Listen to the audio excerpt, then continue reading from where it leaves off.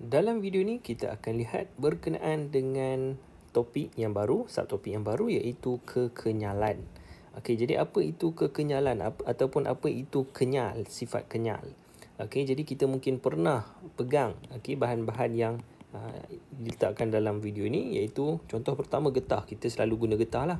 Okey, dan kita tahu bahawa getah ini kalau kita tarik dia, kemudian kita lepaskan, dia akan kembali kepada bentuk asal dia. Ataupun kadang-kadang mungkin kita tarik dia sampailah dia tak boleh nak kembali kepada bentuk asal ataupun dia jadi semakin panjang. Okey, dan kita mungkin juga pernah gunakan spine ini untuk kita basuh pinggan ataupun kita nak mencuci. Jadi kalau kita perasan spine ini, kalau kita picit-picitkan dia, kita genggam dia, dia akan kembali kepada bentuk asal dia. Okey, macam spring. Okey, spring pun mungkin kita pernah guna ataupun kita pernah lihat dekat motosikal ataupun dekat basikal kita. Dan banyak lagi tempat lah yang kita gunakan spring, yang mana spring ini kalau kita perasan bila kita mampatkan dia ataupun kita tekan dia, maka bila kita lepaskan tekanan tersebut ataupun bila kita dah tak tekan dia, kita akan perasan ataupun kita akan dapati bahawa dia punya spring itu dia akan kembali kepada bentuk asal dia. Okey, tapi kita juga ada bentuk yang macam plastisin ini, yang mana plastisin ini kalau kita tekan dia ataupun kita mampatkan dia, dia tidak kembali kepada bentuk asal.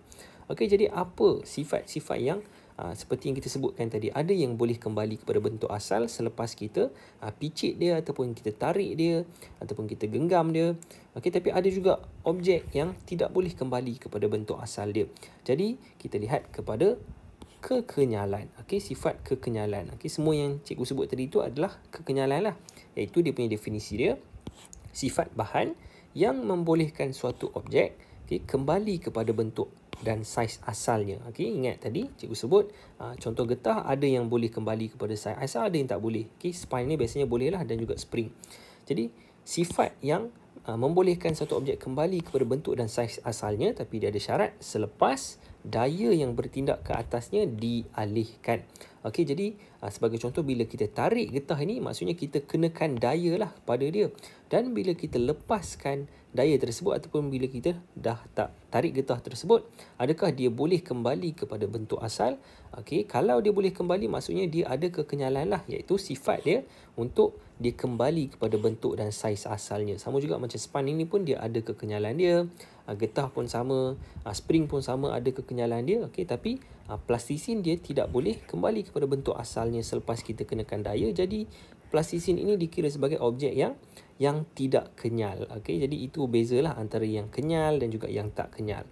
Okey, secara asasnya dia adalah berkenaan dengan sifat sesuatu bahan. Dia tidak ada pengiraan lah untuk konsep ini, tidak ada pengiraan, dia hanyalah satu sifat bahan yang mana dia boleh kembali kepada bentuk asal selepas kita buang daya tersebut ataupun kita alihkan daya yang kita kenakan ke atas sesuatu objek.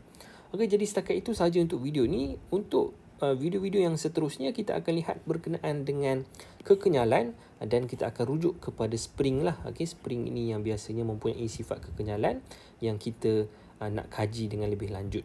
Jadi setakat itu sahaja untuk video ni. Kita jumpa lagi pada video yang seterusnya.